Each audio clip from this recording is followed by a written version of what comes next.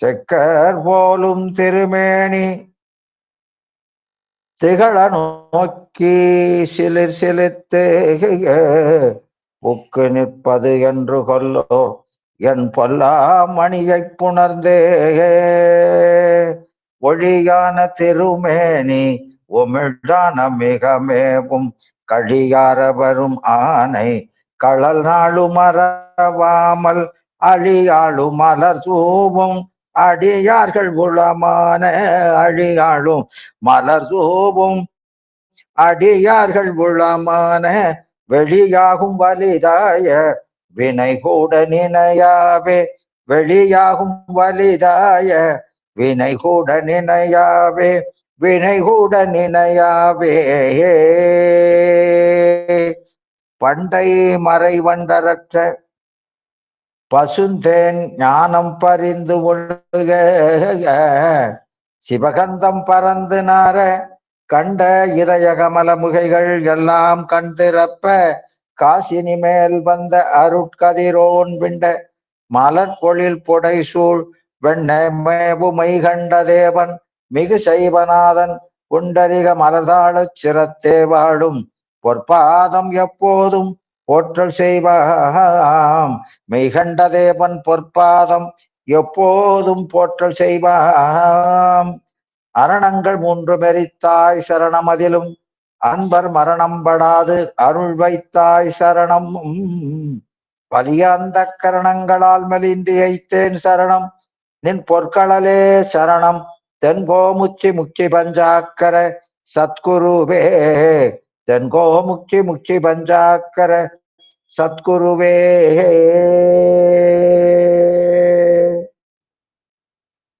தேன் மணக்கும் சிங்கை சிவஞான மாதவர்க்கு நான் மணித்தார் சூட்டி நலமுறுவேன் மேன்மையுறும் ஆம்பல் முகத்தான் அடிமலரில் சொல்மலன்கள் சோம்பலின்றி நாளும் சொரிந்து.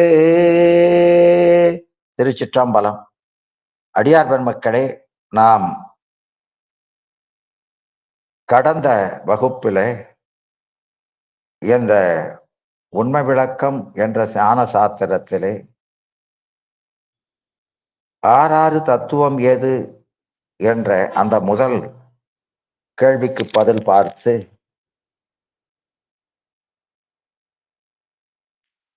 ஆணவம் ஏது என்ற கேள்விக்கு பதிலை சிந்தித்துக் கொண்டிருந்தோம். அதனால அந்த 22வது பாட்டில ஆறாறு தத்துவமும் சொன்னோம். அடைவாக மாலா மலம்பிரண்டும் வா சொல்ல கூறில் அறியாமை ஆணவம் நீயான சுகதுக்கம் குறியா வினையென்று கொள் என்று சொல்லி அந்த ஆணவத்துக்கும் கண்மத்துக்கும் இலக்கணம் சொல்கிறார். அதுல ஆணவம் என்பது சகசமலம். அது ஆன்மாவோட செம்பிலே களிம்பு போலவும் நெல்லுக்கு உமி போலவும் கடலிலே உப்பு போலவும் கலந்து நிற்பது. அந்த ஆணவம் அது ஆன்மாவோடு உடனாய் நிற்கிற பந்தம், பிரதிபந்தம். ஆணவம் உயிரில் நெல்லிரு முளை போல என அணவும் என்பார். எனவே இந்த ஆணவம் நமக்கு நெல்லுக்கு உமி போல என்பார்கள். அதனால அத ஆணவத்தை உமின்னு சொல்றதுனால அது குற்றம் என்பது பற்றி அப்படி சொல்லப்படும். அதனால இது இங்க ஆணவம் உயிரில் நெல்லிருழு உமிபோ முளை என அணவும் என்று இந்த தொடரில் நெல் என்பது அரிசியை குறிப்பது என்றும் முளை என்பது முளைத்தல், அந்த சக்தி, அந்த முளைத்தல் அந்த முளையை தோற்றுவிப்பதற்கு நிமித்தமாக இருக்கும் உமியை குறிப்பது என்றும் அது சொல்லப்பட்டது. இந்த பாடலில் உள்ள உரையிலே நெல்லில் பொழிந்த முளைத்தற் சக்தி தோன்றுவதற்கு நிமித்தமாகிய உமியைப் போல என்று உரை எழுதி, முளை என்றது முளைத்தற்கு காரணமாகிய உமியை குறிக்கும் என்று எழுதப்பட்டது. அதனால் அந்த உரைக்காரர் முளை என்னும் சொல் முளைத்தற் சக்தியை உணர்த்தி, பின்ன அந்த சக்தி வெளிப்படுவதற்கு நிமித்தமாகிய உமியை உணர்த்திற்று என்று அது எருமடி ஆகுபெயராய்க் கொண்டார் என்று அதற்கு விளக்கம் சொல்வார்கள். இங்கனம் ஆகுபெயராக்கி பொருள் கொள்ளாமல் இருந்தவாறே இயற்பெயர் பொருளே கொண்டால் முளை போல ஆணவம் என்றே கொள்ள நேரிடும். அதாவது முளை ஓமானம், ஆணவம் ஓமேயம். அது சில இடங்கள்ல பொருந்தாம வரும். அந்த உரைக்காரர் நெல் என்ற அரிசியை என குறிப்பு எழுதவில்லை. அந்த அரிசி உமியோடு ஒட்டி பிரியாது இருக்கும் வரையில்தான் அதற்கு முளையை தோற்றுவிக்கும் சக்தியும் உளவாகும். உமி நீங்கினால் முளையும் முளைத்தற் சக்தியும் நீங்கிவிடும்.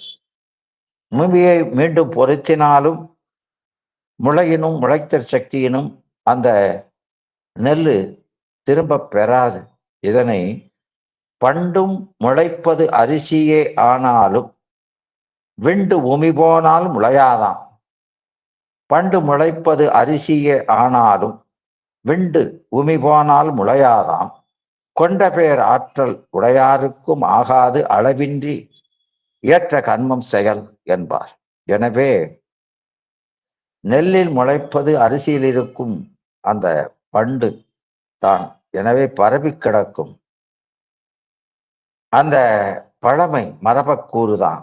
என்றாலும் அதனை பாதுகாத்து கொண்டிருக்கின்ற உமி நீங்கிய அரிசி முளைக்காது.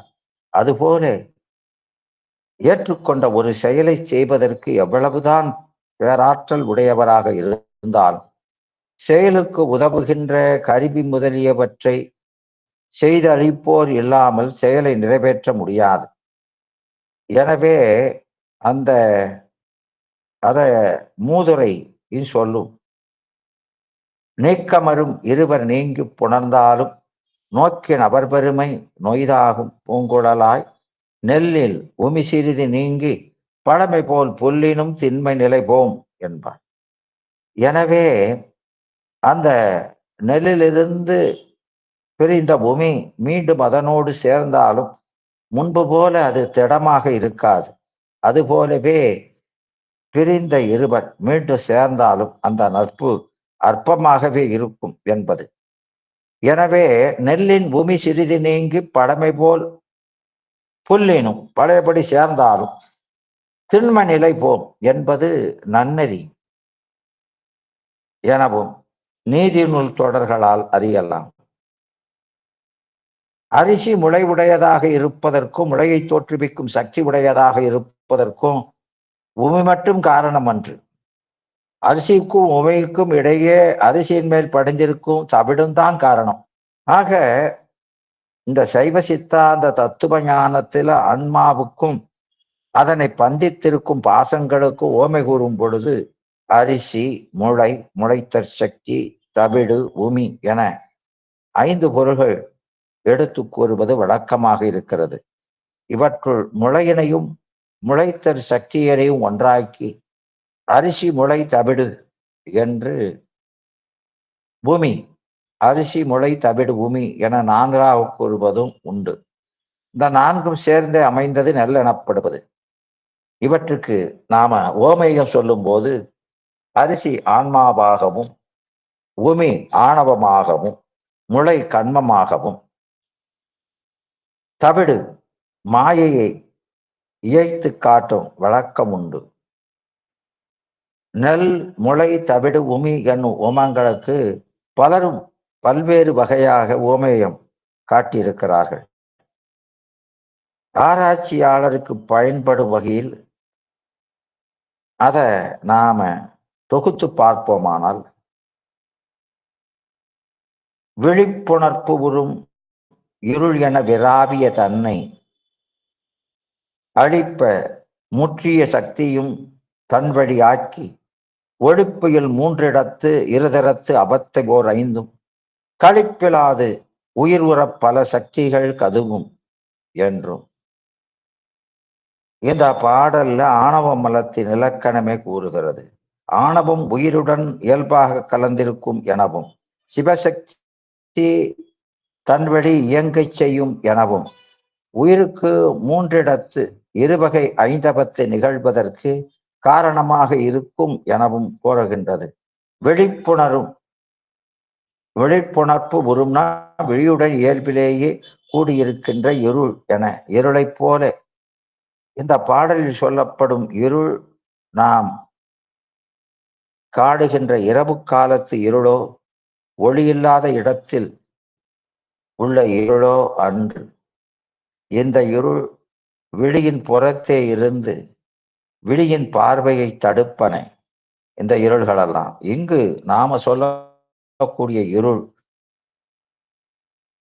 அந்த பௌதீக இருள் தான். ஆனாலும் நாம சொல்லக்கூடிய இருள் இல்லை. இங்க சொல்லக்கூடிய இருள் என்பது நாம் அறியாதபடி அந்த கண்ணோடையே கலந்திருக்கக்கூடிய அத குற்றம், அந்த தாமச அகங்காரம்.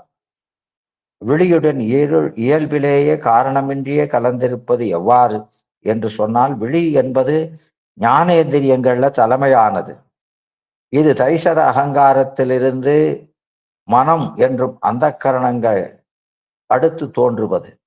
தைசத அகங்காரம் என்பது அகங்காரம் என்ற தத்துவத்திலிருந்து சத்துவ குணாம்சம் உடையதாய் விருத்திப்படுவது. எனினும் இதனுடன் ஏனைய 2 குணங்களாகிய ராசத தாமசம் என்பன அது கலந்துதான் இருக்கும். சத்துவ குணம் கண் இந்திரியமாக பரிணமிக்கும் பொழுதே அதனுடன் இந்த தமோ குணம் இருளாக பரிணமித்து கலந்து இருக்கும். இதனை எவ்வாறு அறியலாம் என்று சொன்னால், அகங்கார தத்துவத்திலிருந்து தமோ குணம் மிக உடையதாக தாமச அகங்காரம் அல்லது பூதாதி அகங்காரம் விருத்திப்படுகின்றது. இதிலிருந்து தன்மாத்திரைகள் பரிணமிக்கின்றன. இந்த தன்மாத்திரைகளில் ரூபம் என்னும் தன்மாத்திரை தாமச அகங்காரத்திலிருந்து தோன்றியதே. ஆனாலும் இது ஒளி என்னும் சத்துவ குணம் மிகுதியாக உடையது. இதிலிருந்துதான் 5 பூதங்களில் ஒன்றான தீ என்று தோன்றுகிறது. தைசத அகங்காரத்திலிருந்து தோன்றிய கண்ணோ ஒரு பொருளை காண்பதற்கு இந்த தீயினுடைய உபகாரத்தை நாடி நிற்கிறது. கண்ணில் இருள் கலந்திருக்கவில்லை என்றில் இந்த தீயின் உபகாரம் அதற்கு தேவைப்படவே படாது. எனவே கண்ணில் இருள் இயல்பாகவே கலந்திருக்கிறது என்பதும், அது தைசத அகங்காரத்தில் உள்ள அந்த தமோ குணத்தினுடைய அம்சம் என்பதும், அதற்கு பகை பூதாதி அகங்காரத்தின் விருத்தியாய் தோன்றிய ரூபதன்மாத்திரையின் பரிணாமமாகிய தேயு என்பதும் இங்கனம் இருப்பதனால்தான் தேயு என்ற அந்த ஒளியை விழிக்கு துணையாக கொள்கிறோம் என்பதும் நம்மால் அறியப்படும். இதனை கண்ணேந்திரியம் ஏனைய இந்திரியங்கள் போல் அல்லாது ஒளியால் சென்றியந்து விடயத்தை அறிதற்கு உரியதாய் ஏனைய இரண்டும் குறைந்துனா தாமச குணமும் ராசத குணமும் குறைந்து சத்துவ குணம் மிக்கு பரிணமித்த கூறாகிய சாத்துவ அகங்காரத்திலிருந்தும் ஏனை இந்திரியங்களின் சிறந்து சத்துவ குண சாரமாத்திரையாய் பரிணமிப்புடி அந்த பகுதியில் எஞ்சி நின்ற தமோகுண கூறாகிய சாரம் இருள் என பரிணமித்து குற்றசகசமாய் உடன் தோன்றி கண்ணொளியை தடை செய்து நிற்கும். இதெல்லாம் நாம கண்ணிந்திரியத்தை படிக்கும் போது படிச்சோம். இது 2வது அதிகரணத்துல இருள் உண்மை பற்றி சொல்லும் பொழுது சொல்கிறார். கண் இப்படி இருப்பதனாலதான் இந்த ஆன்மாவுக்கு ஓமையாக ஞான நூல்கள் இந்த கண்ணை ஓமையாக சொல்கின்றன. உயிர் இயல்பாகவே சோபான முறையில் உணரும் அறிவுடையது என்றாலும், உயிர் என்று உண்டோ அன்றே அதனோடு ஆணவ இருள் கலந்திருக்கிறது என்பதும், இந்த கண்ணிருளானது விளக்கொளியாலும் சூரிய ஒளியாலும் நீக்கப்படுவது போல ஆணவ இருள் மாயையங்களாலும் திருவருளாலும் நீக்கப்படுகிறது என்பதும், கண்ணுருளை விளக்கொளி முழுவதும் நீக்கி பொருளின் உண்மையை காட்டாமல் மயக்கமே செய்வது போல, அது ஏகதேசமா நீக்கி மயக்கம் செய்யும். அதுபோல மாயை எங்கள் ஆன்மாவுக்கு பொருள் உண்மையை உள்ளபடி காட்டாமல் மயக்கத்தையே செய்கின்றன என்பதும், கண்ணுக்கு சூரிய ஒளி உண்மையான மயக்குதல் இன்றி உணர்த்துவது போல ஆன்மாவுக்கு திருவருள் உண்மையை மயக்குதல் இன்றி உணர்த்துவது என்பதும், பிறவிக்குடனுடைய கண்ணும் படலம்படர்ந்த கண்ணும் சூரிய ஒளியில் நின்றாலும் சூரிய ஒளியால் பயன் கொள்ளாமை போல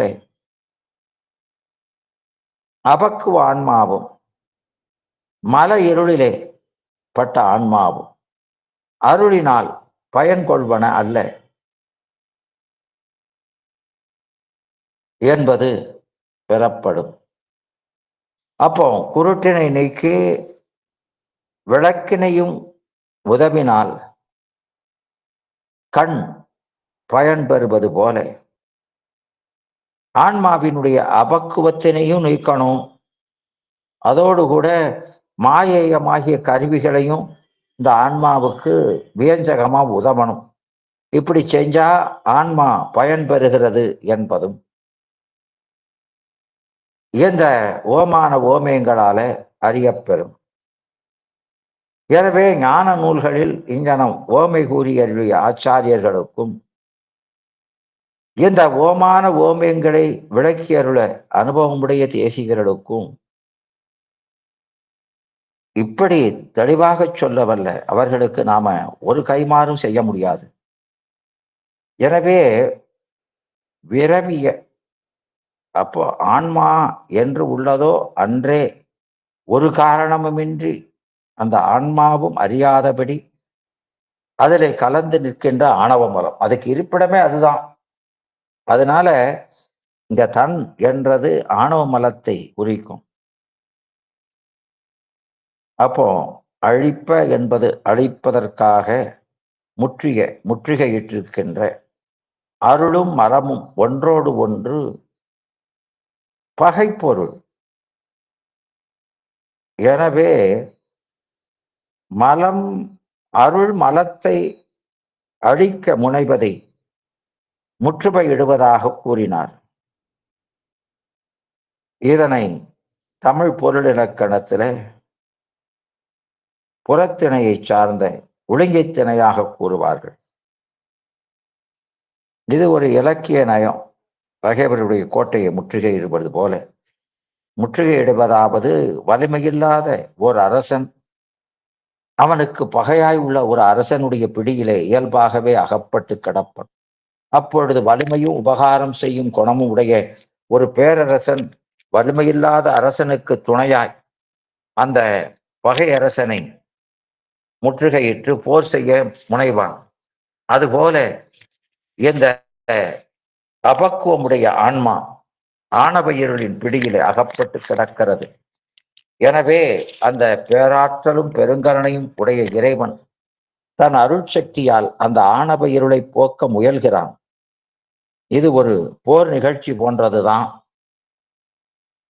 இறைவனுடைய திருவருள் சக்தியினையும் தன் வழி ஆக்கி மலமாகிய தன்னுடைய வழியிலே இயங்கும்படியாகி செய்து மலசக்தி இறைசக்தியை தன் வழி ஆக்குதலாவது சிவம் எங்கும் எதிலும் எக்காலத்திலும் அவன் வியாபித்து நிற்பான் எல்லா பொருளிலையும். அதனை பிரியாத சக்தியும் அத்தகையது என்பதே சொல்லாமலே விளங்கும். ஏன்னா அந்த மலத்துக்கு கூட ஆற்றல் அந்த சிவசக்தியால தான் விளங்கி நிற்குது. சிவம் அந்த சக்தியை கொண்டே எல்லாவற்றையும் செய்யும். அந்த சக்தி மலசக்தியுடன் கலந்தே நிற்கும். சிவசக்தியை மலசக்தியை நீக்கவே அதனுடன் கலந்து நிற்கிறது. அது ஏனைய கண்மம் மாயை என்னும் மலங்களுடனும் அது கலந்துதான் நிற்கும். எல்லா பொருளும் வியாபக பொருள்னா எல்லாம் ஒன்றோடு ஒன்று கலந்துதான் இருக்கும். தொடக்க நிலையில கண்மம் மாயை என்னும் மலங்களை கொண்டே சிவசக்தி மலசக்தியோடு போர் செய்யும். இங்ஙனம் மலத்துடன் நிற்பதால் சிவசக்தி திரோதானம் என்னும் மலமாக உபசரித்து சொல்லப்படும். மேலும் சில சில நேரங்களில் மலசக்தி மிகுவது போலவும் திருவருள் சக்தி ஒடுங்குவது போலவும் தோன்றும். இதனால் திருவருள் சக்தி தோற்றுவிட்டது எனலாகாது. எப்பொழுதும் மலசக்தி ஒடுங்கும் சக்தி தான், திருவருள் சக்தி தான் அதுக்கும் அந்த சக்தியை கொடுத்துக்கிட்டு இருக்கு. எனவே திருவருள் சக்தி என்பது அது வியாபித்து அதை இயக்கிக் கொண்டு நிற்பது. அதனால் முடிவில வெற்றி பெறுவது திருவருள் சக்தியே. அப்போ சடமான மாயை, கண்மமோ ஆணவமோ இதெல்லாம் தேய் உருவதுதான், ஒரு காலத்துல நீங்குவதுதான். எனவே மலசக்தியின் வழியை வியந்து கூறியதாக இந்த நூலாசிரியர் தாம் இயற்றிய திருவானக்கா புராணத்துல பாடியிருக்கிறார். நம் சக்தியாய் நிலைபெறும் அருளும் தூங்கும் ஆவியும் தொடர் திரோதாயையும் பிந்த ஓங்கும் ஆணவத்து அந்த ஏறு வழி உரைப்பது அணங்கே என்பார் ஞான உபதேச படலத்தில். எனவே ஒழிப்புயில்ங்கிறது ஒழிவு இல்லாத கேவலம் சகலம் சுத்தம் என்ற மூன்றிடத்தும் மலம் கேவலத்துல ஆவாகர சக்தியா இருக்கும். சகலத்துல அதுக்கு எதிரான மாய கன்மத்தை சேர்த்ததுனால அது சக்தி கொஞ்சம் குறைஞ்சி அது அதோனியாமியா சக்தியா இருக்கும். சுத்தத்துல இந்த ஆன்மாவினுடைய சக்தி அது சிவபுண்ணியத்தை செய்து சத்தினிபாதம் நிகழ்ந்ததுனால அது வியாபகப்படவே இந்த ஆணவ மலத்தினுடைய சக்தி அந்தர்பாவித சக்தி ஆகிடும். முக்கியில பார்த்தோம்னா அது இருந்ததே தெரியாம அந்தர்கதமாயிடும். ஆக இப்படி அந்த ஆன்ம சக்தி மேலோங்க மேலோங்க வியாபகமாக ஆக இதனுடைய சக்தி ஒடுங்குகிறது. அப்போ அதை கூட இருந்து ஆன்மாவை வளர்ப்பதும் இந்த ஆணவத்தினுடைய காரியத்தை படிப்படியாக ஒடுக்குவதும் சிவசக்தி தான். அதனால இப்படி இந்த ஆணவம் படிப்படியாக அதனுடைய சக்தி திருவருளால ஒடுக்கப்படுகிறது. எனவே அந்த இருவகைப்பட்ட அவத்தை ஐந்து அவத்தை கழிப்பிலாது நீங்குதல் இல்லாமல் உயிர் உற ஆன்மா அனுபவிக்கும்படியாக பல சக்தியில் தன்னுடைய பல வேறுபட்ட சக்தியினால் கதுவும் ஆன்மாவை இந்த ஆணவ மலம் பற்றி கொண்டிருக்கும். அதனாலதான் இதுக்கு சகல கேவலம் சகலத்துல சகலம் அந்த அவத்தைகள் எல்லாம் வருது. இருதரத்து அவத்தைகளாவன அது மேலாலபத்தை கீழாலபத்தை என்பன. மேலாலபத்தைங்கிறது கேவலத்துல சகல கேவலத்துல நிகழ்வது. சகலத்துல சுத்தம் அது மேலாலபத்தை, சகலத்துல கேவலம் கீழாலபத்தை. மத்தியாலபத்தை என்பது லாடதானத்துல சகலத்தில் சகலம் என்பது. இதுல மேல் நோக்கி அவத்தை கீழ் நோக்கி அவத்தை என்று இரண்டு இருக்கிறது. அது துரியாதீதத்திலிருந்து அது சாக்கரத்துக்கு செல்லும் பொழுது அது மேல் நோக்கி அவத்தை என்றும், அந்த புருவ மத்தியில இருந்து துரியாதீதத்துக்கு இறங்கி வரும்போது அது கீழ் நோக்கி அவத்தை என்று சொல்லப்படும். எனவே இந்த அவத்தை ஓரைந்து ஆவது சாக்கிரம் சொப்பனம் சுளுத்தி துரியம் துரியாதீதம் என்பன. இந்த இருதரத்து அவத்தை எனப்படும் கேவலம் சகலம் என்னும் இரு வகையில நிகழும் சாக்கரம் முதலிய ஐந்தவத்தை என பொருள் கொள்ளுதலுமாம். இங்க நாம் கொள்ள வேண்டியது ஏனென்றால் கேவலத்து அவத்தையிலும் சகல அவத்தையிலும் மல மாய கண்மங்கள் உள்ளன. இந்த இரு நிலையிலும் ஆன்மா அறிவுடன் கருவிகள் முனைத்தல் மடங்குதல் என்ற இரு நிலைகளால் அவத்தைகள் நிகழும். கருவிகள் முனைத்தலால் சகல அவத்தை நிகழும். கருவிகள் மடங்குதலால கேவல அவத்தை நிகழும். அப்போ இந்த அவத்தை நிகழ மலம் காரணமாக நிற்கிறது. சுத்த நிலையில கருவிகள் இல்லை, அருளே உள்ளது. அதனால் அந்த சுத்த அவத்தையில அருளபத்தை, ஞானபத்தை அல்லது நின்மலபத்தை என்ற பெயர்களால சொல்லுகிறோம். இங்கு மல சம்பந்தம் இல்லையாதலின் அந்த இருதரம் என்பது கேவல சகலங்கள். அந்த கேவலத்திலேயே அவத்தைகள் இருக்குதுங்கிறத நமக்கு திருமந்திரம் போன்ற நூல்களை படிச்சிருக்கோம். கேவல நிலையில அனாதி கேவலத்துல கூட நமக்கு அவத்தை இருக்குது என்பதை. அப்புறம் இறைவன் நமக்கு கருவிகளை கூட்டும் பொழுது அந்த 5 சரீரங்களை கூட்டுவதும் 5 மலங்களோடு புணர்வதும் இவையெல்லாம் ஒவ்வொரு அவத்தைகளாக சொல்லப்படும். எனவே 3 இடத்தும் 5 அவத்தை உருமாறு மலம் பற்றும் அந்த 3 இடத்திலும் கதுவும் இருதரத்து அவத்தை உருமாறு கதுவும் இடலாம். எனவே சுத்தத்தில் மடம் அடங்கி இருப்பதனால் அதுவும் கதுவும் என்று சொல்லப்பட்டது. எனவே ஏய்ந்த 3 அவத்தை உயிரனுக்கு அனாதி இருக்கினும் வினை முதிர்ச்சியினால் இரண்டும் முன்னடாத்தி மலபரிபாக முயற்சி மற்ற ஒன்றை ஈரைந்தாய் ஆய்ந்த காரியமா அவத்தை ஓர் 5 அடக்கி நான் அறிந்திடம் செய்த ஆவடு துரசை அம்பலவானா என்பது உலகுடை நாயனார் கழிநடி. இதில் 2 முன் நடாத்தி எனவும் மற்றொன்றை எனவும் பிரித்து கூறியிருத்தல் அறியத்தக்கது. 5 அவத்தை 3 இடத்திலும் உண்டு என்றாலும் மலப்பற்று காரணமாக நிகழும் 5 அவத்தை 2 இடத்திலும், அதாவது கேவல சகலத்தில் நிகழும். அருள்பற்று காரணமாக நிகழும் 5 அவத்தை அது ஓரிடத்து, அது சுத்தத்தில் நிகழும் எனவும் நாம் அறிதல் வேண்டும். இந்த இருவகை 5 அவத்தினுடைய இயல்பினை இருவகை சாத்திராதி அவத்தைகள் இயல்புதானும் ஒரு வகை கீழ் நோக்கி உற்பவம் காட்டும், ஒன்று பெரும நோக்கி தீய பிறப்பு அரித்திடும். யோகில் தருவது சமாதிதானும் தாழ்ந்து பின் சனனம் சாரும் என்ற அந்த சிவையான சித்தியார் 4ஆம் நூற்பாவால் அறியலாம். எனவே இதற்கு சாக்கர முதலிய 5ம் கீழ் நோக்கி சென்று ஒடுக்கும் முறையும் மேல் நோக்கி தோன்றும் முறையும் பற்றி இருவகைப்படும். அந்த அவற்றுள் ஒடுங்கும் முறையது அந்த கண்ம ஆர்ச்சிப்புக்கு ஏதுவாகலின் அது கீழ் செலுத்தி பிறவிக்கு வித்தாம். மேல போறது கண்ம நுகர்ச்சிக்கு ஏதுவாகி பரம்பரையில் பிறவி அறுப்பதற்கு காரணமாகும் இழப்பும்.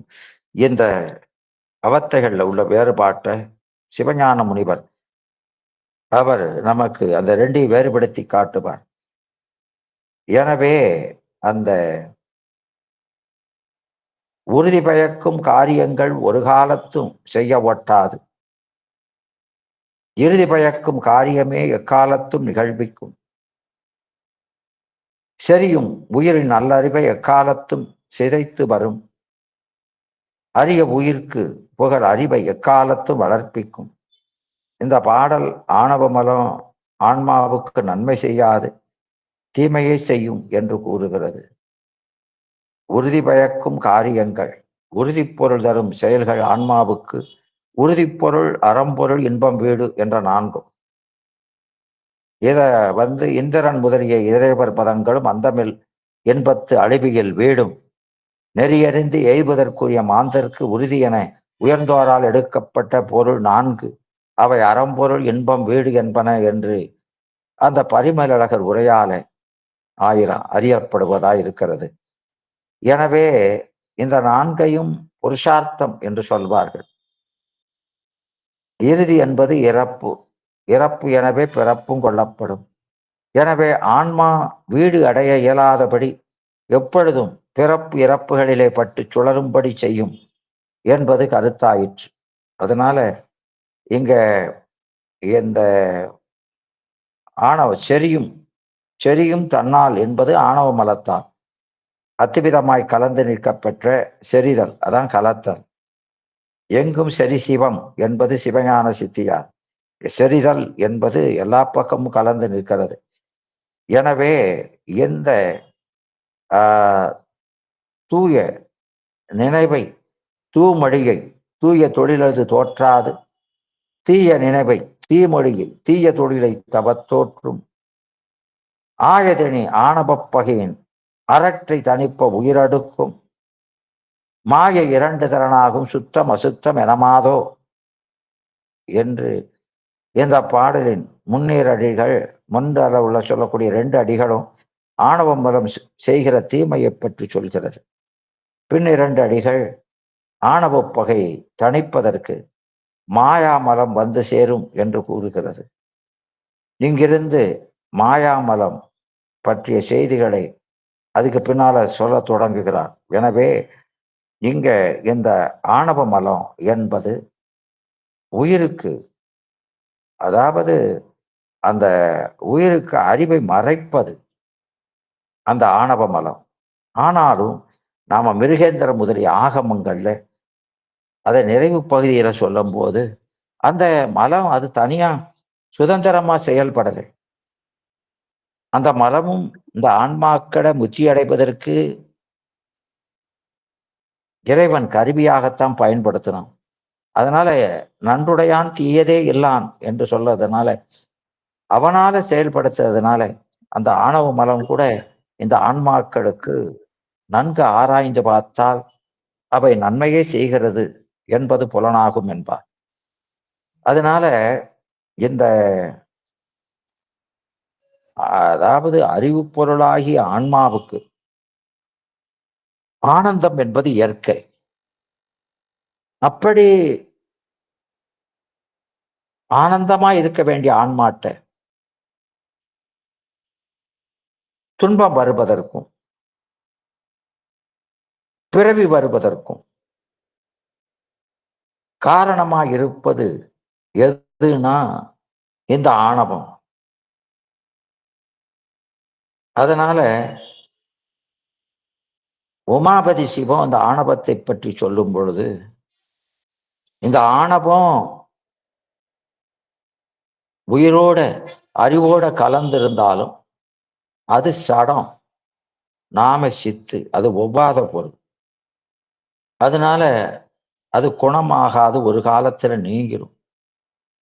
அப்போ அது பற்றி வருகிற துயரமும் நமக்கு செயற்கை. எனவே பிறவி செயற்கை, அதனால வருகிற துன்பம் செயற்கை.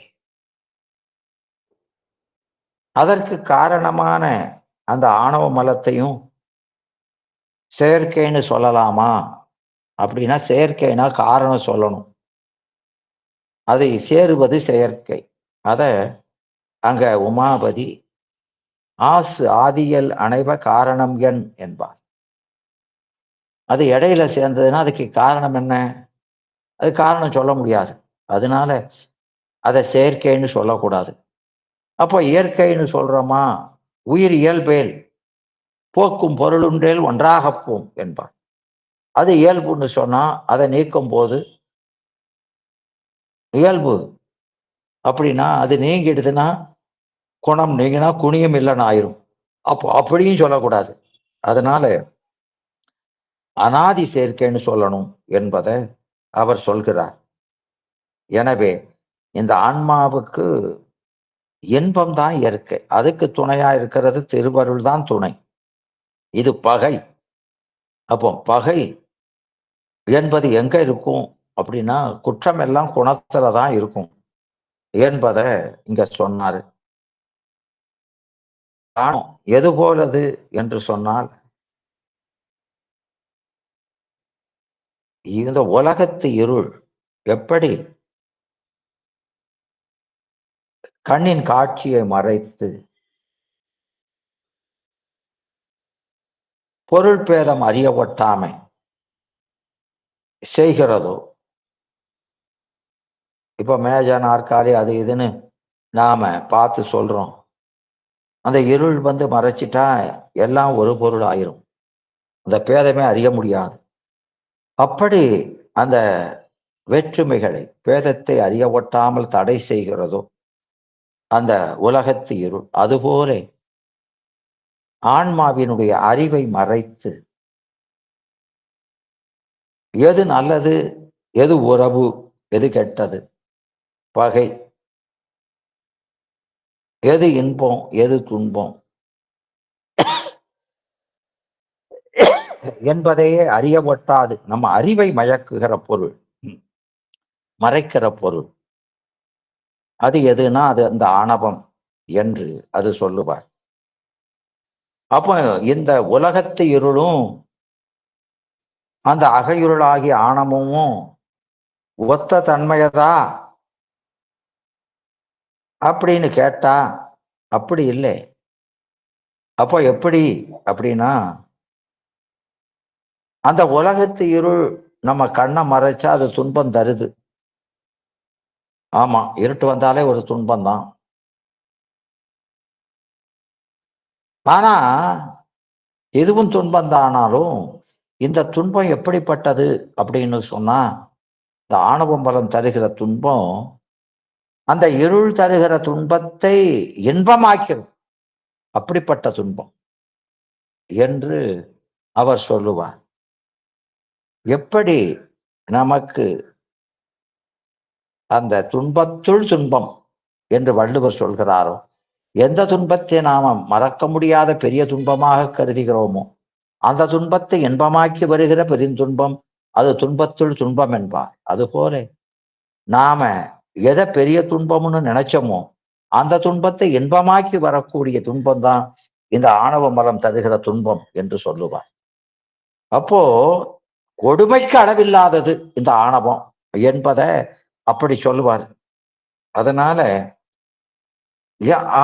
அதுப்போ இந்த ஆணவம் எப்படிப்பட்டதுன்னா, இந்த இருளும் இது ஓமையா சொல்லப்பட்டாலும் இதுக்குள்ள வேற்றுமை என்ன அப்படின்னா, இந்த புற இருள் கண்ணுக்கும் பொருளுக்கு இடையில இருந்து காட்சியை மறைச்சிருது. ஆனாலும் இது கண்ணாகிய கருவியை மறைக்குது. அப்படி மறைக்கிறதுனால காட்சி நிகழல. ஆனாலும் அறிவை மறைக்கல. அறிவு சொல்லுது இருட்டு வந்துட்டது என்பதை உணர்த்துகிறது. அதனால நாம அதுக்கு தகுந்த பாதுகாப்பு செய்து கொள்கிறோம். ஆமா. அப்போ ஒரு பொருளும் காட்டாத இருள் உருவம் காட்டும். எனவே ஆனா அந்த உருவம் அந்த ஒளியாகிய அறிவு காட்டிடும் இது வந்திருக்குது, இருள் வந்திருக்குதுன்னு. ஏன்னா அந்த புற ஒளியை மறைக்கிற அந்த இருள் அக ஒளியாகிய அறிவை மறைக்க முடியாது. அது சொல்லிடும். ஆனா எந்த ஆணவம் என்ன செய்யுதுன்னா, இருபொருளும் காட்டாது. தன்னையும் காட்டாது, வேற பொருளையும் காட்டாது. ஏன்னா அது காணுகின்ற அறிகின்ற அறிவையே மறைச்சிருது. அகமொழியாகிய உயிரையே மறைச்சிருது. அதனால அப்போ கருவியும் அங்க வேலை செய்யாது, அறிவும் வேலை செய்யாது. எனவே அது தன்னையோ பிற பொருளையோ அறிய மாட்டாது கிடக்கும். அவ்வளவு கொடுமை உடையது இந்த இருள், அக இருள் என்று அதனுடைய வேற்றுமை. ரெண்டும் ஒரு தன்மையில ஒத்திருந்தாலும் அந்த வேற்றுமை இது என்று அங்கே அந்த பன்மை காணாத தன்மை அதை செய்து என்பார். எனவே இந்த ஆணவம் இப்படி செய்யறது அந்த வேற்றுமையை சொன்னவர் இது எல்லா உயிரையும் மறைக்குமா அப்படின்னா அப்படியும் இல்லை. இந்த ஆணவ மலம் அறிவை மறைக்கிறது தான். அது தன்னை விட வியாபகமா இருக்கிற அறிவை மறைக்க முடியாது அப்படின்னு அங்க சொல்றாரு. எனவே இது அதுக்கு வேற்றுமை. என்ன வேற்றுமைனா அந்த அன்றளவி உள்ளொளியோடு அடங்கி ஆவியிடை நின்றது இருள் என்பார். நாம அறிவுக்கு அறிவாயிருக்கின்ற நம்ம அறிவை மறைக்குது. ஆனா நம்ம அறிவுக்கு அறிவாய் என்று விளக்குகிற அந்த சிவ ஒளியை மறைக்க மாட்டாது அடங்குகிறது. அதுக்கு அடங்குது, நம்மகிட்ட அடக்குது. அன்றளவி அனாதியை உள்ளொளியோடு அடங்கி அந்த உள்ளொளிக்கு அடங்கி கொண்டு ஆவியிடை இந்த ஆன்மாட்ட அது எளிய ஒளியாகிய இந்த ஆன்ம அறிவை மறைத்து கொண்டு நிற்பது என்று அங்கே சொல்கிறார். அப்போ இது அதுக்குள்ள வேற்றுமை. அப்போ இந்த ஆணவத்தை உயிர் அறியாதோ என்று கேட்டால், ஏன்னா அது அறிவிலேயே மறைச்சிருக்குது, அதனால அறிய முடியாதுன்னு. அப்போ தன்னோடு குணதேசமாக இருக்கின்ற குற்றத்தை, குணத்தை கெடுக்கும் குற்றமாய் கலந்திருக்கிற ஆணவத்தை உயிர் அறியாதான்னு கேட்டா அது அறியாது.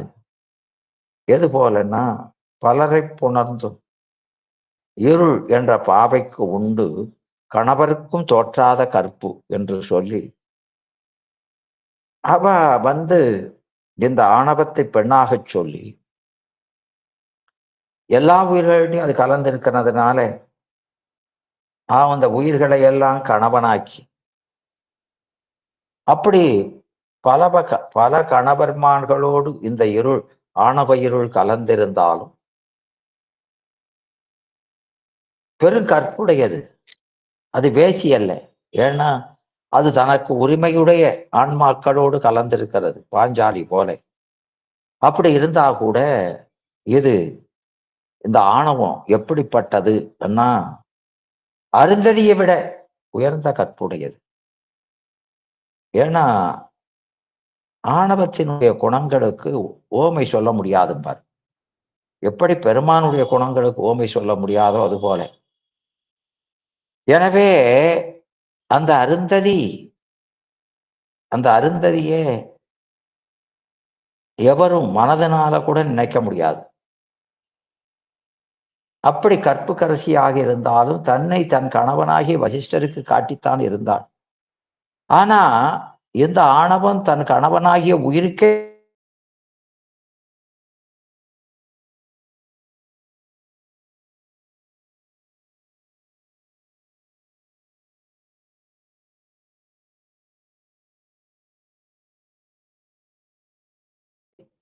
அறிவது எப்படித்தான் என்றால், அதாவது எப்படி அறியலாம்னு சொன்னா,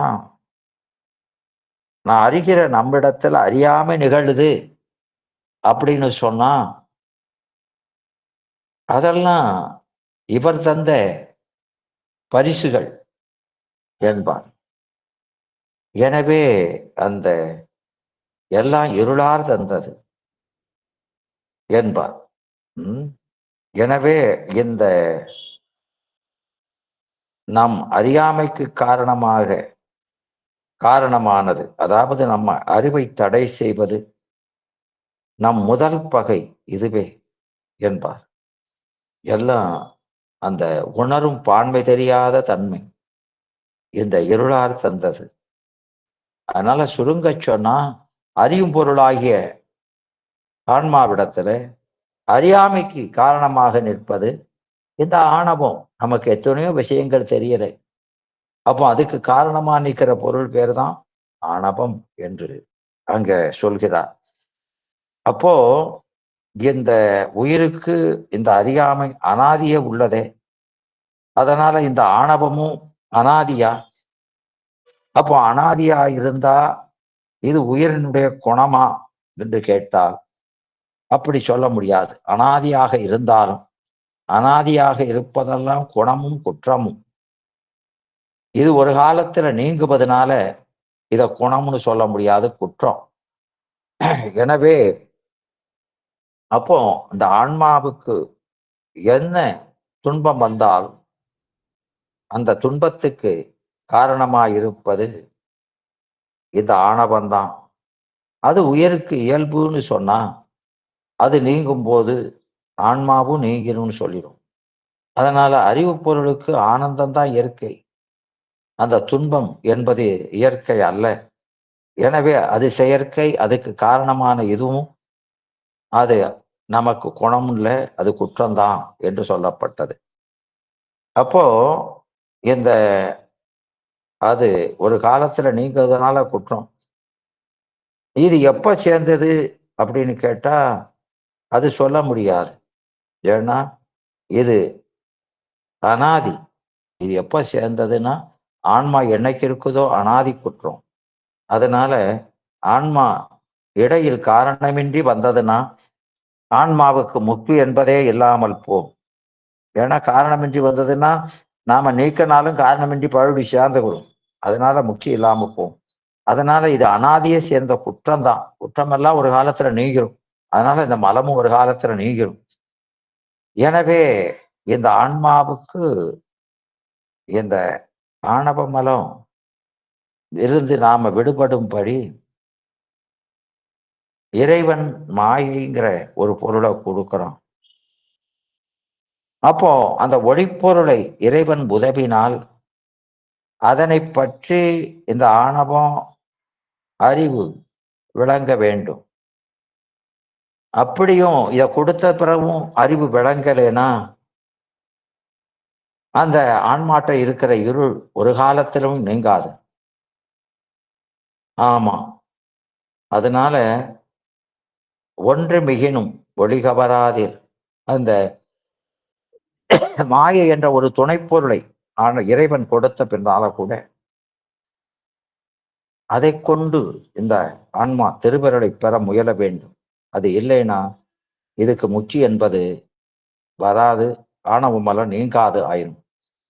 எனவே இந்த ஏகதேச விளக்கம் தரும் மாயையினுடைய சார்பு நமக்கு நிரந்தரமா, அது அனைவருக்கும் ஒன்று போல அமைவதா என்று கேட்டால் இதெல்லாம் ஒன்று போல வருவதும் இல்லை. அது இந்த மாயையினுடைய துணை, இருட்டுல விளக்காகிய மாயையின் துணை, அது தற்காலிகம். அது வெடிவாம் அளவும் விளக்கு. அப்போ இந்த மாயை கொண்டு நிரந்தர விளக்காகிய அருளை பெறுவதற்கு முயல வேண்டும் என்பதும், இந்த விளக்குகள் ஒவ்வொருவருக்கும் ஒவ்வொரு மாதிரி இருக்கும். அது வடிவாதி உடம்பு கருவிகளாக வரும், கண்மத்துக்கேற்ப வரும். அதனால ஒவ்வொருக்கு ஒருவர் வேறுபட்டுத்தான் இருக்கும் என்றும் அங்கே சொன்னார். எனவே அந்த ஆன்மாவுக்கு இந்த ஆணவ மலத்திலிருந்து விடுதலை தருகிற பொருள் அதுதான் அருள். அருள். அப்போ இந்த ஆணவ மலம் உயிரில இச்சை, அறிவு இச்சைகளை செயல் இதெல்லாம் தடை செய்யும். மாயை கலாதிகளெல்லாம் நமக்கு அறிவு விளங்குவதற்கு காரணமாயிருக்கும். உயிரின் இச்சையாதிகள் சிவத்தை நோக்கி எழவொட்டாமல் இந்த ஆணவம் தடுக்கும். நெல்லுக்கு ஊய் போல உயிரில் அனாதிய ஆணவ மலம் உடனாக கலந்திருக்கும். அதுதான் நமக்கு விடயத்துல இச்சை வருவதற்கும் காரணமா நிற்கும், ஒத்திருத்துவத்துக்கும் காரணமா நிற்கும். கண்ணுல இயல்பிலேயே இரு கலந்திருப்பது போல உயிர் அறிவில இயல்பிலேயே ஆணவ மலம் அனாதி சேர்க்கையா இருக்கும். சிவசக்தி இந்த மலசக்தியை படிப்படியாக தேயச் செய்யும். தன்னை அழிக்க வருகின்ற சிவசக்தியை கீழ்ப்படுத்தி இந்த மலசக்தி சில சில சங்கட மேற்பட்டு நிற்கும். உயிர் கேவல சகலம் சுத்தம் என்னும் காரண அவஸ்தைகள் அடைவதற்கும், சாக்கரம் சொப்பன சுளுத்தி துரியம் துரியாதீதம் என்ற காரிய அவஸ்தைகள்ல இந்த ஆன்மாக்கள் படுவதற்கும் இதுதான் காரணமா இருக்கும். இது பொருளால் ஒன்று என்றாலும் எண்ணில்லாத சக்தி உடையதா இருக்கும். அந்த சக்திகளால அது எண்ணில்லாத ஆன்மாக்களை எண்ணில்லாத வகையில தடை செய்து நிற்கும். உயிருக்கு நன்மை பயக்கும் செயல்கள் ஒரு காலத்தில் மிகழவட்டாமல் இந்த ஆணவ மரம் தடையா நிற்கும். உயிருக்கு கேடு பயக்கும் செயல்களையே எக்காலத்தும் செய்யும். உயிரினுடைய நல்லறிவு அதை எக்காலத்திலும் தடை செய்து கொண்டு சிதைத்துக் கொண்டு நிற்பது. உயிரின் குற்றமுள்ள அறிவை எக்காலத்திலும் வளர்த்து கொண்டிருக்கும். தூய்மையான நினைவையும் தொழிலையும் விளங்கச் செய்யாது. தீய நினைவையும் செயலையுமே அது நம்ம ஆன்மாட்ட விளங்குவதற்கு காரணமாக நிற்பது இந்த ஆணவ மலம்.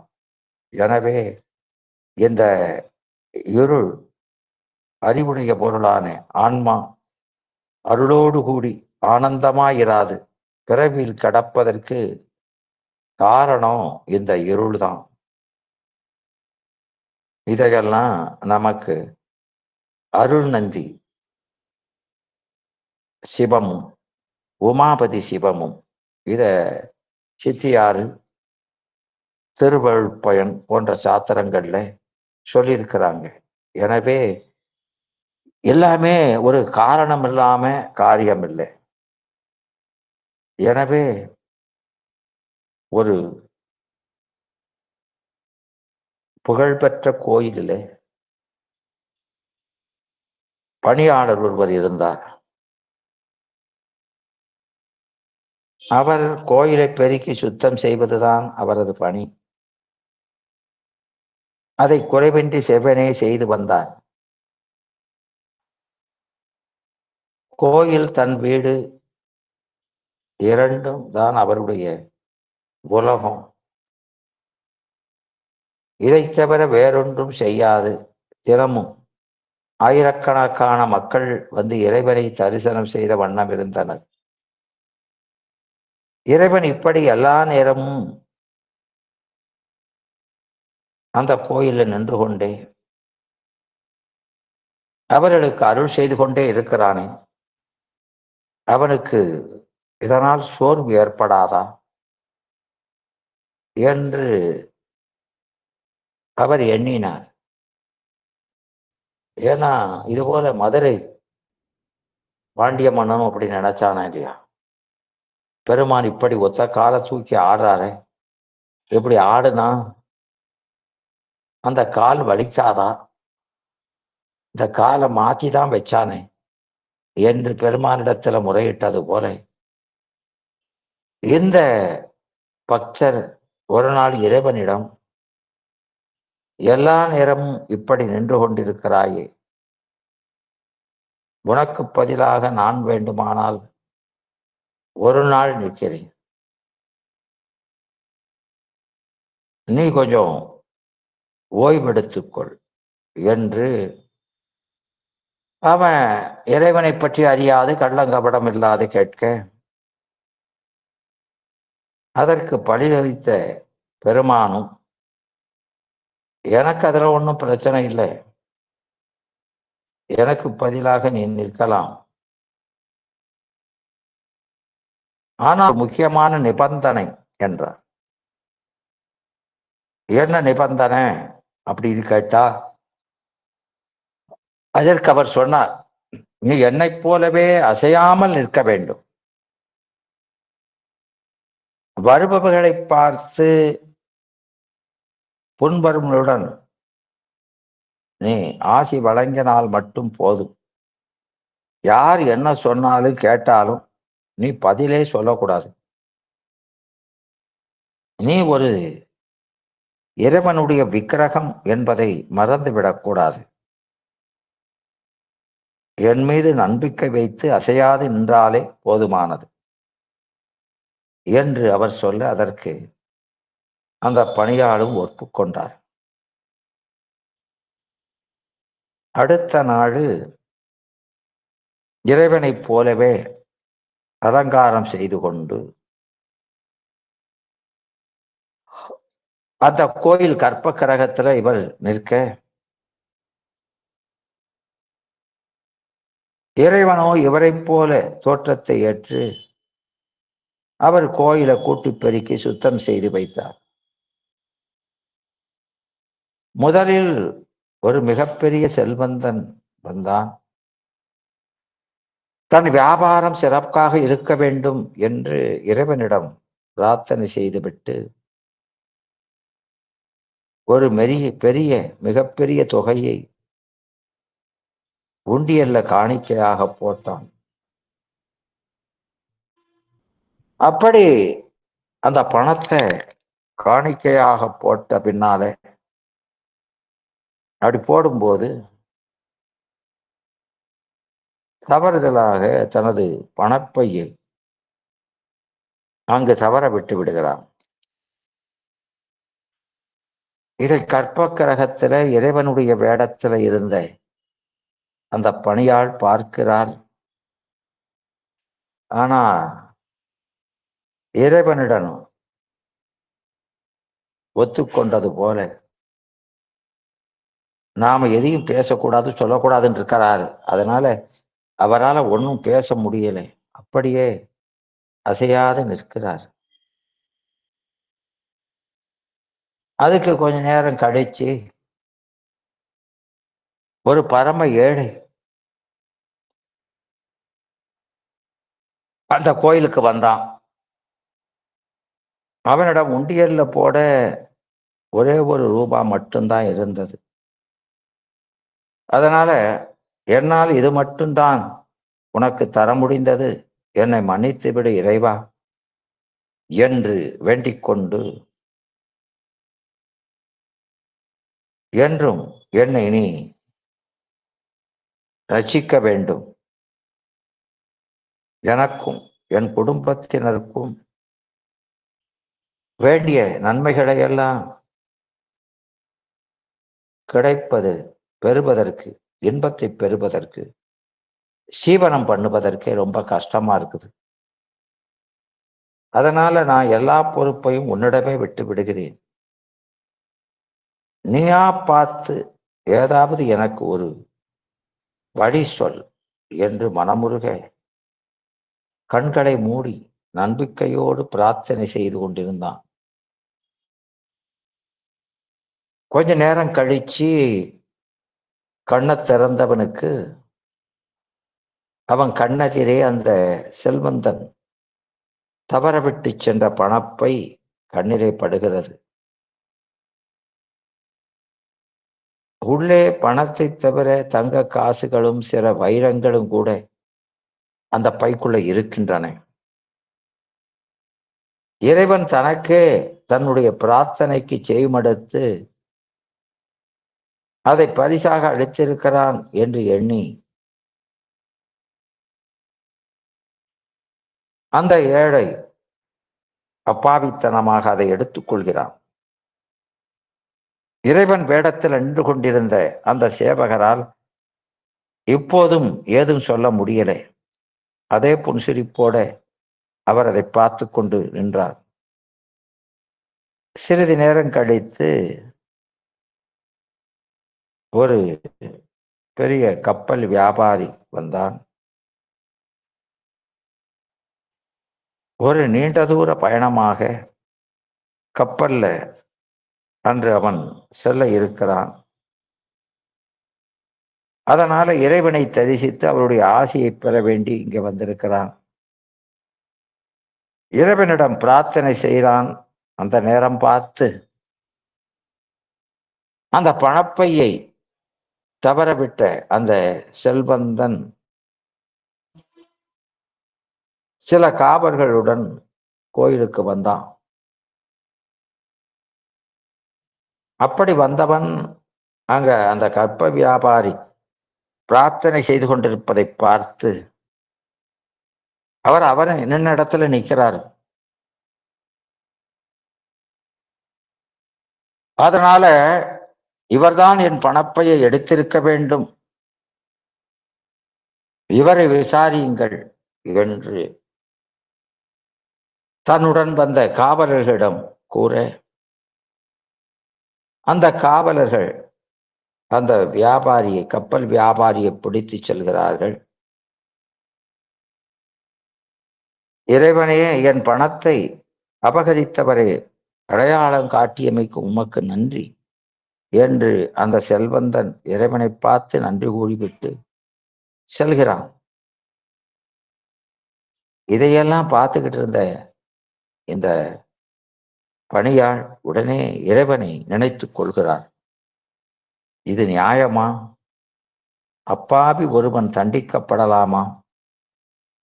இனியும் இதை பார்த்து கொண்டு நாம் சும்மா இருக்கலாமா என்று எண்ணி, கப்பல் வியாபாரி திருடவில்லை,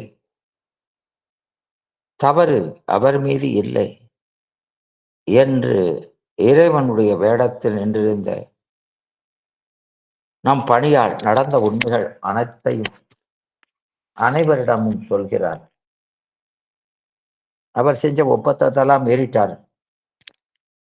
உடனே செல்வந்தரும் கப்பல் வியாபாரி இருவரும் நெகிழ்ந்து போய் உண்மையை கூறினமைக்கு இறைவனிடம் நன்றி சொல்லிவிட்டு செல்கிறார்கள். இரவு வருகிறது. கோயில் நடைசாத்தப்பட்டது. இறைவன் வந்தார். மூலஸ்தானத்தில் நின்று கொண்டிருந்த அந்த பணியாளிடம் இன்றைய பொழுது எப்படி இருந்தது என்று கேட்டார். ரொம்ப கடினமா தான் இருக்குது உன் வேலை, எத்தனை கஷ்டம் என்பதை நானும் புரிந்து கொண்டேன். ஆனால் ஒரு நல்ல காரியம் செய்தேன். இன்னைக்கு காலையில கோவில் நடந்ததை அவருக்கு அந்த தெரியவனை அடையாளம் காட்டியதையும் சொன்னார். இறைவனோ இதை கேட்டவுடன் மிகவும் அதிருப்தி அடைந்து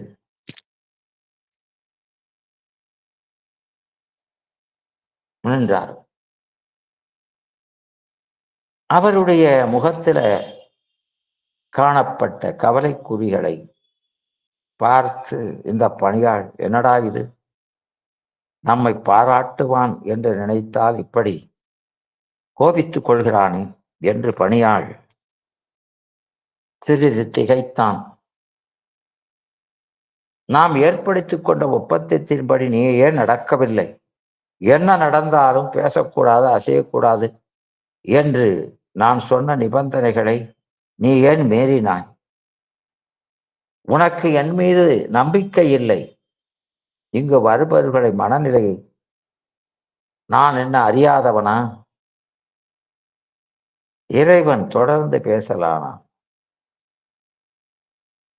செல்வந்தன் அளித்த காணிக்கை தவறான வழியில் சம்பாதித்தது. அது அவனிடத்திலே மொத்தமாக உள்ள செல்வத்திலே ஒரு சிறு துளிதான். ஒரு துளியை எனக்கு காணிக்கையாக அளித்துவிட்டு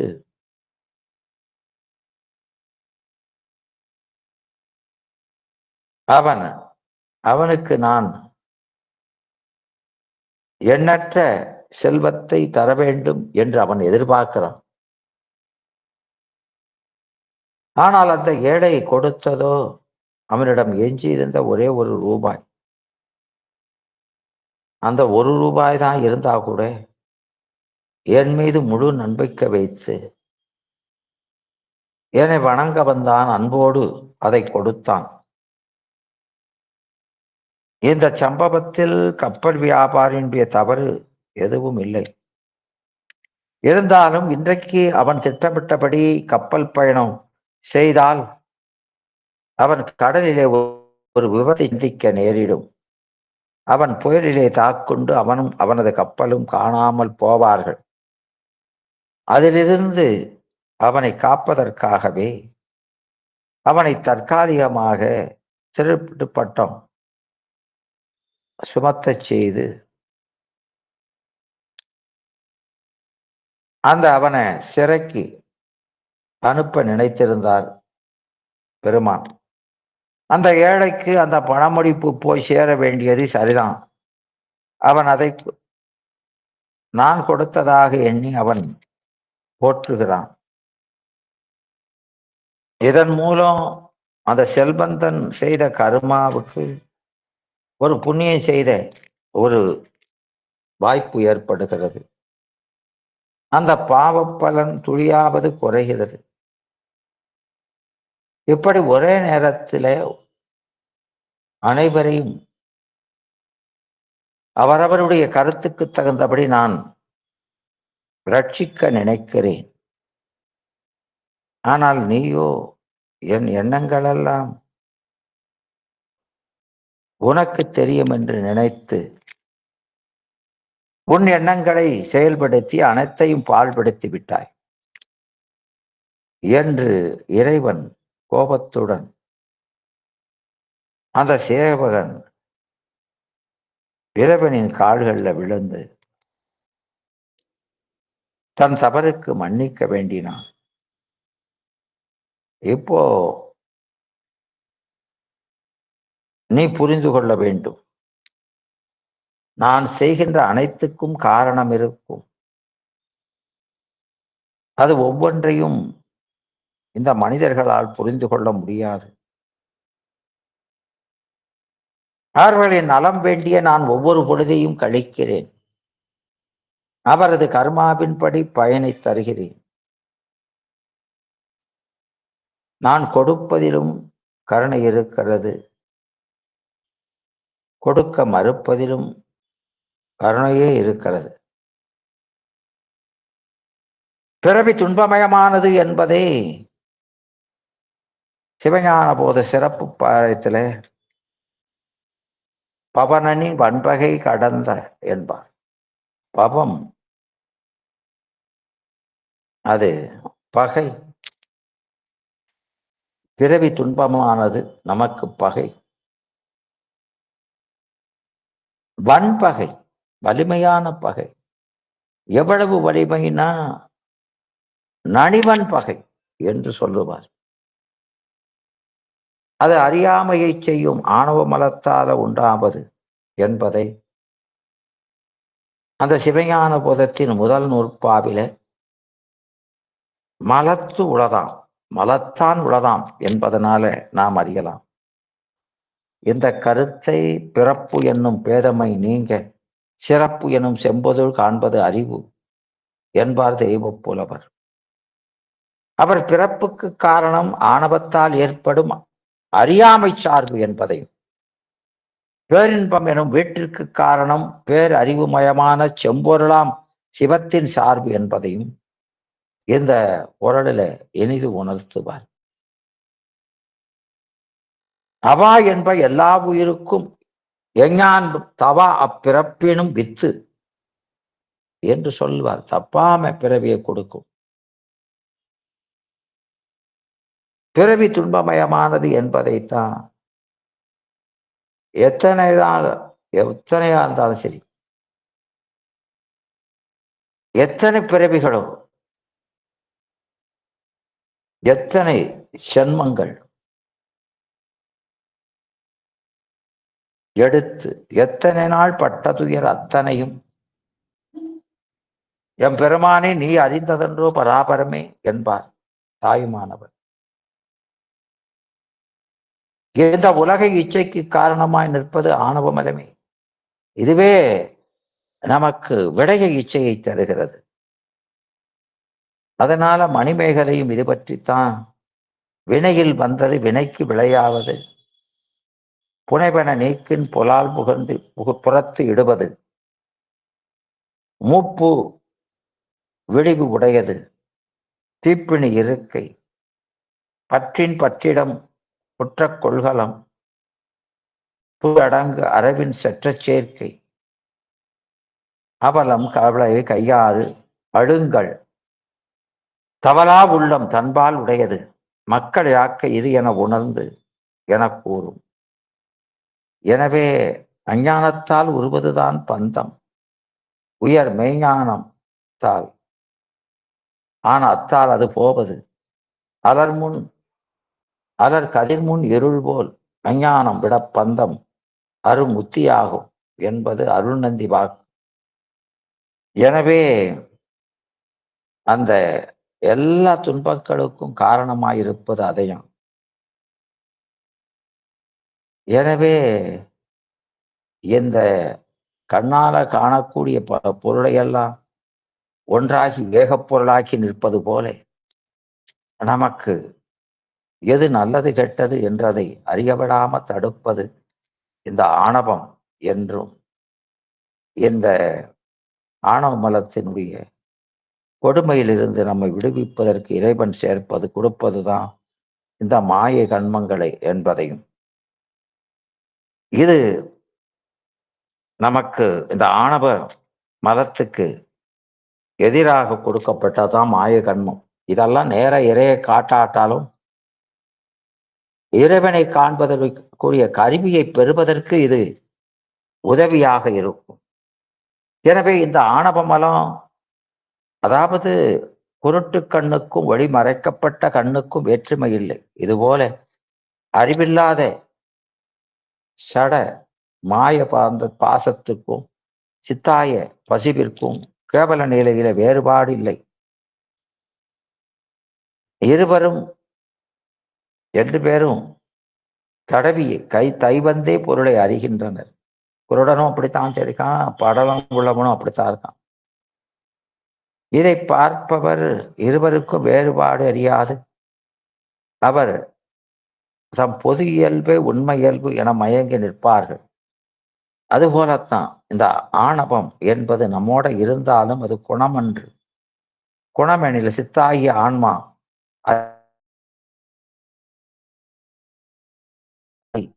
அது பிழையாகிப்போம். ஆன்மா சதசத்து என்னுமிடத்தில் சூத்திர 7ல விளக்கியது போல விளக்குவார். ஞானமும் ஊனமும் ஒன்றாகாது என்று காட்டுவார். இது பற்றித்தான் ஆன்மா சிதசித்து என்பதை விளக்கும் இடத்து ஆன்மா தூலசித்து தூலசத்து என சித்தியார் கூறும். பந்தித்த பாசப் பெருங்கயிற்றால் என்றது போல அந்த மும்மல மயக்கினாலே ஆன்மா தன்னுடைய உண்மை நிலையை அறியாதிருக்கும்.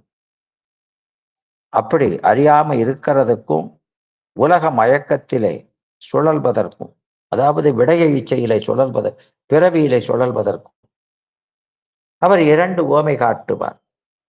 இருளிலே தீதர நல்ல கண்ணு,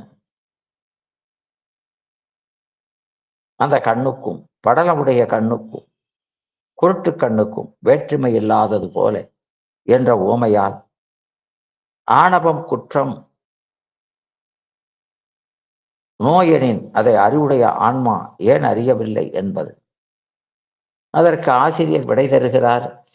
இது அனாதி குற்றமாய் இருப்பதால் இருளிலே பிறவிக்குருடன் நல்ல கொன்னு உடையோனும் தன்னை போல் அறியாமையில் கிடப்பதால் தன் குருட்டு நிலையை குற்றமென்று எண்ணாது காட்சியின்மே தனக்கு இயல்பு என்று எண்ணுவது போன்றது என்று காட்டுவார்.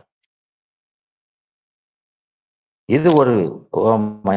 மற்றொன்று, அதாவது படலமுடையோன் தனக்கு நோய் உண்மையை உணர்ந்து அதில் நீங்க முயல்வான்.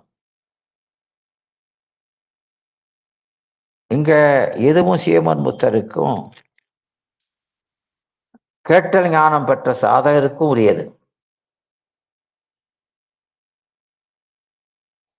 சகல நிலையிலே இன்பதுன்ப உணர்வும் பிறப்பு இறப்பும் நினைப்பும் மறப்புமாய வேறுபாடு இதெல்லாம் சித்துப்பொருளாகிய ஆன்மாவுக்கு உரியதென்றே எண்ணார். அதற்கு ஆசிரியர் இது பகல் நேரத்திலே புறக்கண் ஊனக்கண் இருந்தும் அகக்கண் இல்லாத ஞானக்குருடு உடையவனும் அகக்கண் உடைய ஞானியும் ஒப்பன் என்றாலும் புறத்தோற்றத்தில அவர் இருவருக்கும் வேற்றுமை என்று ஆயினும் அகத்தே ஞானக்கண் உடையவன் உலகத்தைக் கண்டு அஞ்சுதலும், ஊனக்கண் உடையவன் உலக வாழ்வை இயல்பென்று எண்ணுதலுமாகி வேறுபாடு உடையது என அந்த சகலத்தில அந்த மயக்க உணர்வையும் ஒரு ஓமையால இரு நிலையும் விளக்கியிருப்பது கண்டு இன்புறத்தக்கது. அதனால ஞானம் உடையவன் இந்த ஞானம் இல்லாத வாசஞான உடையவன் சிவஞான உடையவன் 2 பேருக்குள்ள வேறுபாடு, அதை ஒற்றுமையும் சொல்கிறார். இன்னொரு ஓமை சொல்கிறாரு, உலண்டு நுண்ணூல் பேரில் இழைத்து அந்த நூலால பெரிய கூட்டை கட்டி அதுக்குள்ள தான் அகப்பட்டு இருப்பது போல ஐம்புல நுகர்ச்சியின் அழுவதை பெற்றது கொண்டு பிழையே பெருக்கி சுற்றும் சுருக்கும் அன்பின் வெற்றடியேனை என்றது போல வந்த வரவை மறந்து என்றது போலவும் வளைத்து நின்று ஐவர்கள்வர் தளலறி மடுத்த நின்று திணைத்து நின்று ஆடுகின்ற ஆமை போலும் இந்த ஆன்மா அறியாமையில் கிடப்பதை தெளிந்த அறிவுடைய ஞானிகளே அறிவர். அவர்கள் பெற்ற இந்த உடம்பு அதை கொண்டு மேலும் பந்தமுறாது, வினைகளை செய்தா மேல பந்தம்தான். அவர்கள் புண்ணியங்களை செய்து பந்தத்தில விடுபடுவர் என காட்டுவார். இதை ஞானசம்பந்த பிள்ளையாருடைய திருப்பாசனம் உணர்த்தும். பாண்டியன் கேட்ப கிடந்த ஞானமாவது அவனுக்கு நிர்வாண தீக்கை ஆகி அது தம்பிரான் அருளால் வேந்தன் தன்னை முன் ஓங்கி பாட அம்புய மலரான் மார்பன் அனபயன் என்னும் சீர்த்தி செம்பியன் செங்கோல் என்ன தென்னன் கூன் நிமிர்ந்தது அன்றே என்பார். அவன் உடற்கோணும் உடற்கோணும் நிமிர்த்திற்று உடல் ஊனமுடையோர் அரசனாக்கதற்கும் தீக்க பெறுவதற்கும் தகுதியற்றோர். ஆதலால் உலகருக்கு பிறவி ஆற்றிலே புனல்வெளி தக்கை போல வினைவழி செல்லாமல் வினையை எரித்து மாதவர் நெஞ்சம் போல அருளை பற்றி சென்று முச்சிக்கரை சேர வேண்டும் என்பதையும் உணர்த்தியது ஆயிற்று. எனவே திருமுறை பிள்ளையார்தம் திருக்கையால் இட்ட ஏடு மறுபுறும் பிறவி ஆற்றில் மாதவர் மனம் சென்றார் போல பொறுபுணல் கங்கை ஆற்றில் எதிர்த்து நீர் கிழித்து போகும் இரு நிலத்தோருக்கு எல்லாம் இது பொருள் என காட்டி என்பார். எனவே இந்த எம்பிரான் சிவனே எல்லா பொருளும் என்று ஏட்டில் எழுதும் ஏட்டிலே தம்பிரான் அருளால் வேந்தன் தன்னை முன் ஓங்கி பாட அம்புய மலரான் மார்பன் அனபயன் என்னும் சிறுத்தி செம்பியன் செங்கோல் என்ன தென்கோல் அந்த தென்னவன் குன் நிமிர்ந்தது அன்றே என்பார். அந்த ராமபாணம் வாலியின் மார்பை கடந்து செல்கிறது. இதை கவி சக்கரவர்த்தி கூறும்போது கரிய செம்மல் ராமபிரான் அவனுடைய சொல்லுக்கும் கழிய வேக அந்த சுடுசரம் அவன் மார்பிலே தங்காது ஊடுருவி கல்லாப்புள்ளற்கு நல்லோர் சொன்ன பொருள் போல போயிற்று என்பார். என மும்மல கொத்து முப்பொருளை அறிய ஒட்டாது நெல்லுக்கு உமிதவடு முளை பற்றியும் ஆணவம் நிமித்த காரணமாய் நிற்பது பற்றியும் ஒரு வினைக்கண் மும்மலமும் சேர்ந்து நிற்பது பற்றியும் அவர் கூறுவார். அந்த ஆணவ மலத்தை அணி என்பார். இதை மலம் அணி என மாற்றி மலத்துக்கு அணி என 4ஆம் வேற்றுமை உருவு அறிவித்து அணி என்பது இலக்கணம் என காட்டுவார் பழைய உரையாசிரியர். இதை காரணிய ஆணவகம் என வரும் 18 10 அகநானூறு 18:10. கண்மை புரிந்திய மூங்கிற்குழாய் என்பது கொண்டு இந்த சொல் இங்கு பொருந்தின என பொருள் தரும் என்பதை விளக்குவார். பெருநான் அடிந்த சிறுமன் சாயல் அகநானூறு நாணம் பொருந்திய என பொருள் தரும். என்னும் அணி என்பதற்கு அணி நெருங்கி, ரொம்பவும் நெருங்கி இருப்பது, இது நெருங்கி உடனாய் நிற்பது. எனவே மற்ற மலங்களில் வேறாய் என்று பந்திக்க இது உடனாய் நின்று பந்திப்பது. அதனால இந்த இருள் ஆணவம் என்பது ஆசு அமல் பந்தம் என்பார் அந்த ஞானாமிர்த ஆசிரியர். ஆணவம் இல்லை மாயே மறைக்கும் என்போரை அந்த ஐக்கியவாத செய்வரை எண்மை மரம் என்ற அந்த சிவப்பிரகாச பாடல மறுத்து இலகு உயிர்க்கு இச்சா ஞான கிரியைகள் எழுப்பும் ஆயும் என்ற ஆணவ மலம் விலக்கிடும். அதனால இது ரெண்டும் மலம்னு ஒன்னா இருந்தாலும் செயலால் வேறு என்பார். ஞானமும் ஊனமும் இரண்டும் சோதி இருள் என வேறாம். போதகாரியம் வைத்து நின்றது புகழ் மலங்கான் ஓதலாம் குணமுமாக உயிரில் விரவலாது காதலால் அவித்த சிந்த தரும் கலையாது மாய் காதலால் இரண்டும் சோதி இருள் என வேறாம் உண்டு என்று அதற்கு வேறுபாடு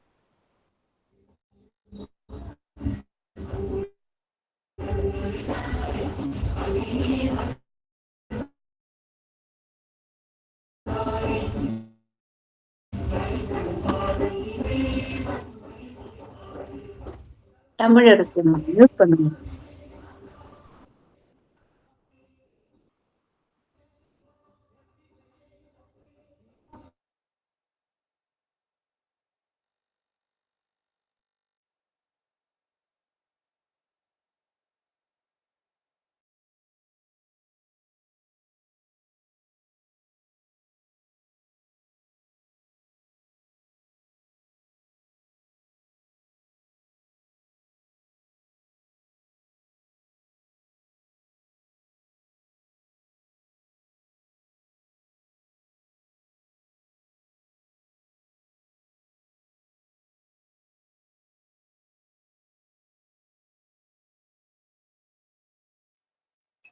ஐயா சவுண்ட் வரலங்க ஐயா.